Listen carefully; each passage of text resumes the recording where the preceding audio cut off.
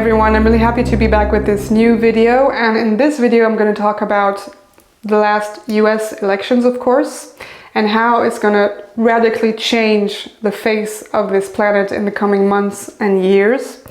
And in the second part of this video I'm going to also talk about something a little bit more sad. I'm going to talk about the harp tree of the sacred forest that is so dear to my heart that has been cut out. So, to start off, before I dive into the US elections, I just wanted to transmit this message and also share my personal experience right now and for the past several weeks. I've been feeling a lot of fatigue. I'm feeling very tired, so maybe some of you are also feeling that. But really in a way that I haven't experienced before in a long time. The need to sleep a lot, to go to sleep very early, and I also experience very deep sleep with very deep dreams as well. And also this kind of sensation of floating during the day and almost like feeling I'm in this in-between. And this in-between is really related to this transition I think we are experiencing on a dimensional and energy level. And it's almost it's going back and forth, sometimes I feel I'm not completely here and then I'm back and really this sensation of floating a little bit. So it's not something that is uncomfortable, but it's kind of strange. I've never felt this before, and maybe you're feeling that too. That'd be interesting if you do, and maybe just leave a comment down below if you want to share how you're experiencing how you're riding the energies right now. And the main focus right now is really on the physical body. That's really a strong message coming through because when we are receiving so much light, so much higher vibrations that are coming in, we can actually assimilate them much more easily on an energy level, but on a physical level, the body is always behind because it's more dense. And sometimes we're really a bit annoyed with the body because it takes such a long time in the end to feel better. But it's really important to honor the body right now and to really take it slowly. And there might be certain changes that we have to take related to our bodies. For example, we might feel the intuition to change our diet, to have a more healthy diet, or to kind of eliminate some foods that we can't really stand anymore, that are making us sick or are causing chronic inflammation or are tiring us, or that we simply feel we're not in alignment anymore with. So it can be an intuition to do that, or it can also be just we have no choice. It's just a need that we need to eliminate this or that from our diet. It can also be a feeling of changing our daily routine, our habits. So for example, the need to walk and get some more oxygen, like walk in nature and receive more oxygen, or run, or exercise more in general. Suddenly we feel we need to take up sports, for example. And this is really important to be in tune with what our body is sending us. And it's also going to help us if we kind of change also our habit of sleeping. So maybe some of us need to go to sleep much earlier than before, and that's okay. You need more hours of sleep.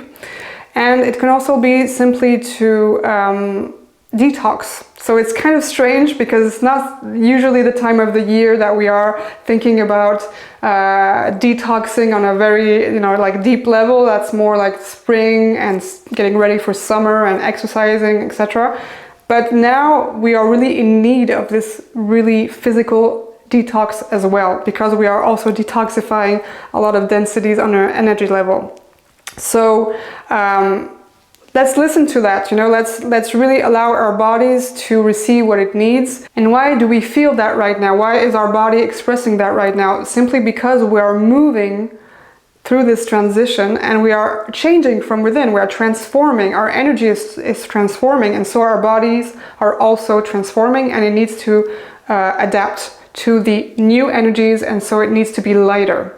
So this can mean detoxifying, that can mean also changing our diet, exercising more, or anything that is really beneficial for the body. So let's pay really attention to what the body needs, and let's give that with a lot of softness also, because we don't want to violate the body, we don't want to force it to do anything. We want to be soft with the body, and we want to simply honor it and respect it. So we just had the US elections, and the winner of this presidential election is Trump. So I know this is a subject that can be quite divisive sometimes, so I will try to really express it in a way that can generate a lot of understanding, and I wish also to see the positive side of it all. And first of all, what we need to simply express here is that the American people have chosen. They have chosen this president. So that's the first thing.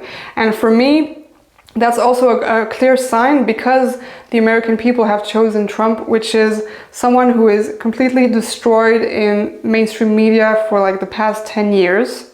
So the American people have chosen, despite of this massive propaganda against this man. And so this for me signals a very strong thing, which is that I think American people are simply taking back their sovereignty and their freedom.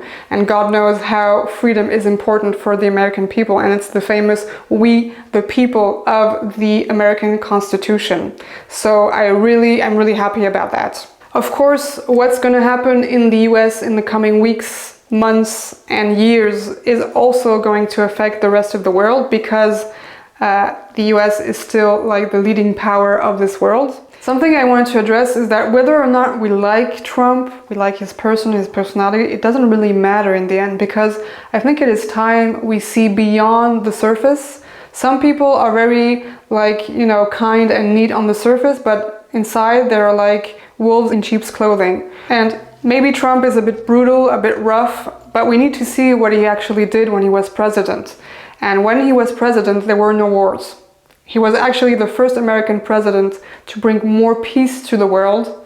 And there is another president that brought and wanted to bring peace to the world, which is JFK, Kennedy. And we all know what happened to Kennedy, and we all know what is actually the common thing that they have between them. They both had attempts on their lives. So we might ask ourselves, why? Like, it's been 10 years now that there's this massive hate propaganda against this man. There were several attempts to take his life. Why are people so hateful towards him? Why does the system hate him so much? Maybe because he is a threat to them. Maybe because he actually wants to dismantle the deep state. And that's exactly what they're afraid of, and that's exactly what's going to happen in the coming times. So it's going to be a huge cleanse on all levels of society, like from the three-letter agencies on a health level as well, because we now see that Robert Kennedy is actually allied with Trump, and he's like the #1 enemy of Big Pharma. He's gonna like really cleanse a lot of things in that area and bring much more health to America. I certainly believe that. But it's also on a geopolitical level. We're gonna see that there's gonna be more peace in the world coming in the coming months and years, and that can only be more positive. And what's gonna happen in the US is gonna affect the rest of the world, and probably gonna affect the rest of the Western world in particular. So I'm thinking about the European Union, and certainly what I'm feeling for the European Union that is actually really sinking right now. It's just gonna disappear, which means that all countries are gonna take their sovereignty back. They're gonna take also their currency back. And it's going to be a whole new different world. So the world is really radically changing right now, and it's going to change radically also in 2025. I'll be talking about that also next month. And we are in for a ride. I can tell you that this transition is really going to be quite epic. Back in 2016, I remember I didn't even follow the campaign, and back then I wasn't really interested. But I remember that I woke up the next morning, and when I saw that Trump won the election, I felt some joy actually emerging, and I felt that he was going to be a huge catalyst for the changes on Earth. And that's what we saw. You know, whether we like it or not, we saw that he was a huge catalyst. Things have changed, and things will continue to change because it's going to speed up. It's going to really going to speed up. It's going to accelerate like never before. What we are witnessing, and we will continue to witness in the coming times, is the death of the system. It's the death of mainstream media. We see that the elections, they were all happening on the internet. Now, free speech is the internet. It's not mainstream media, which is, you know, controlled. So it's the whole world that is crumbling. The whole world is crumbling, and it's also the death of all these three-letter agencies in the US, also Hollywood, also that's what's going to be really interesting is that a lot of things are going to be declassified, such as the Kennedy assassination, probably 9/11, and also, well, everything that's related to Big Pharma and you know what. And that's really exciting. Probably also what they're going to be declassifying is everything related to UFOs. So that's pretty huge, I think. A really positive sign also that I'm seeing is that because we are witnessing the death of mainstream media and the grip that it held, you know, over the brains of humans on this planet, we are seeing emerging citizen journalism. And we saw that the whole election, the whole presidential campaign actually happened on the internet and through platforms like X, which for me now is the only platform where there is free speech. So that's really huge, and that's really something completely new. So everyone can be part of it, you know, everyone can be a journalist, everyone can investigate, everyone can share the truth out there as well. It's no longer, you know, in the hands of the elites and the mainstream media that obey them. It's really open to everyone now, and that's what we are seeing more and more, is that the truth is coming out. And this whole transition that we are in is a huge catalyst for truth. I want to talk about something a little bit more sad now, but I think it's so important to get the message out there. So some of you maybe discovered me through a video I made where I was talking about elementals, nature spirits, and I was talking about this forest, this magical forest that we also call the fairy forest, that is so dear to my heart, where when I discovered this forest, when I arrived in this forest 10 years ago, I was welcomed by my family, my new family of elementals, and they said that I was going to bring people, some groups into the forest to reconnect with them, to reconnect with Mother Earth. And this was before YouTube, before I launched my YouTube channel, and this is actually what happened some years later. And they also told me that they want me to be a kind of guardian of the forest. During all these years, it was so important for me to protect this forest, to protect its purity, because it is truly a sacred place, a very magical place. And in this forest there is a magical tree, a magical sacred tree that we call the harp tree, which is in the form of a harp actually. So like it's totally incredible. We almost think that we are in a fantasy movie when we see that tree. And unfortunately that tree has been cut very recently. And when I saw that picture, I was completely devastated. I was so sad. I was so angry. I couldn't understand what the hell happened. So officially they cut out the tree so public authorities cut out the tree because it was dead, because of dryness. And I just couldn't understand why there was such an extreme decision. And last time I saw it, it seemed perfectly fine also. So I'm really, you know, like, asking some questions here. And they decided to give it to an artist to actually do a kind of sculpture, which I find, I'm sorry to say, really horrible, really ugly. And it's just so saddening to see that humans with no consciousness think that they can dominate, they can soil, they can destroy nature in this way instead of supporting nature. Because I think even though, if it's true that that tree was dead, there were other options than cutting it in this way and massacring it with a chainsaw. maybe, you know, like building a structure around it so it stays in place, because they were worried about the security of people. That's why they cut it out.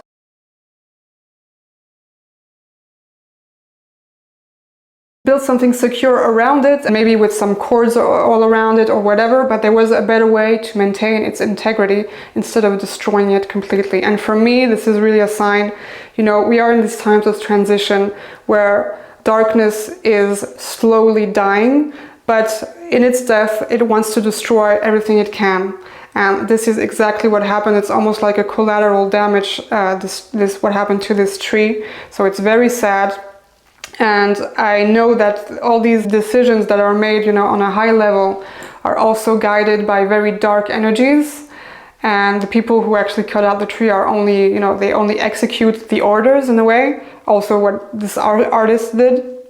And I've seen this forest during the years, like I was also very saddened by that, like attacked. So once there was an exhibition of photographies in a very sacred place that is called the Circle of the Fairies, and there were huge photographies in black and white of dead animals. So you put that kind of imagery in a place that is magical and completely, you know, so filled with light. These decisions are not made, you know, like by chance. There is like a kind of will to desacralize what is sacred. And I've made a little video about that not so long ago, where I was explaining that there's really this will to destroy everything that is sacred, whether it's churches, like spiritual places, but also the sacred temple of nature, which is for me the most precious thing that we have. And destroying beauty, because I think the value of beauty is something so important, which goes, of course, with sacredness. And there's nothing more beautiful than nature, and this tree is really an example of that. And instead of honoring that beauty, we created ugliness. So, yeah, I have no words. I just wanted to put out that message because also during my travels, I've seen trees that were treated differently. I was in the Borromean Islands in Italy, and on one of these islands there is a very ancient cypress from the Himalayas, and there was once a very strong hurricane and that tree actually fell down completely, and its roots, it was completely unrooted, and they managed with, you know, different machines and everything to put it back, you know, even though it's really a huge tree, put it back and attach it with some ropes and cables, and it still has cables today, and it's perfectly fine today. Also in Japan, I see how they treat trees. I mean, like trees that are 1,000 years old in temples, and they are cherished and they are honored and for their sacredness, and they are supported as well. And also in Japan, there is this ancient tradition that's called daisugi, where they actually allow trees to grow a bit like they cut it a bit like the bonsais, and it allows them to actually collect wood for like 300 years without cutting out the tree. So this is something like a technique that should be used everywhere. Why are we cutting out trees in our forests when we know that this exists? So it is sad, and I just wanted to honor this tree. I just wanted to send out a lot of love to this tree and to this forest that is so dear to my heart. And something else I wanted to mention is that unfortunately there are the decisions that are made, you know, like on a high level, but there are also the people who visit these places.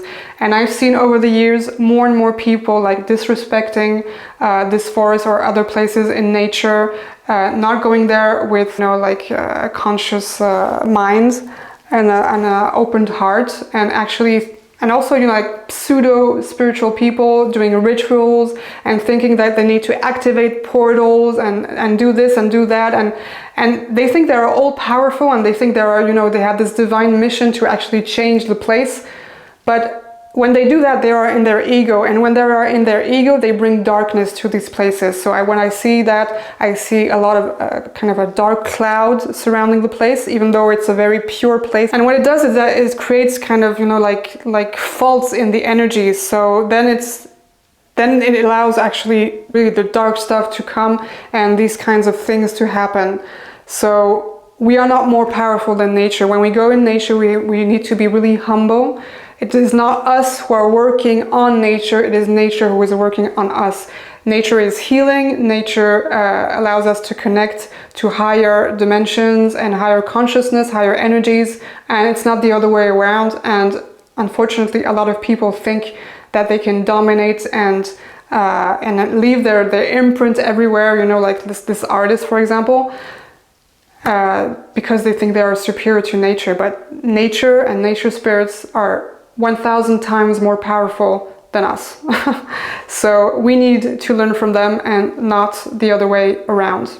So that unfortunately was the sad message I wanted to put out there. But also, you know, it's important now to really spread the message so it can really awaken people to that, and that they start respecting nature more and taking the right decisions as well. And I invite you to join me in this prayer that I wish to offer to this tree, to this forest, and to Mother Earth in general. So please join me. Light, penetrate the densest, darkest layers of the human rain, which has forgotten its celestial origin. It has forgotten that it is only the guardian of this earth, and earth doesn't belong to it. Thank you for restoring your grace and your purity wherever the human ego has soiled, destroyed, and defiled the integrity of Mother Earth and Divine Mother. We ask for your forgiveness. Thank you for protecting and assisting all Earth's guardian spirits, so that they may continue to trust in the emergence of the new human. This new human will be in harmony and at peace with all living things, because instead of offending, it will respectfully bow before your immaculate, magnificent creation. Respect, humility, and recognition of the bond of unity and love between us all will be our only creed. May this reign of harmony, love, and peace come now and forever. Sat Nam. Thank you. See you soon.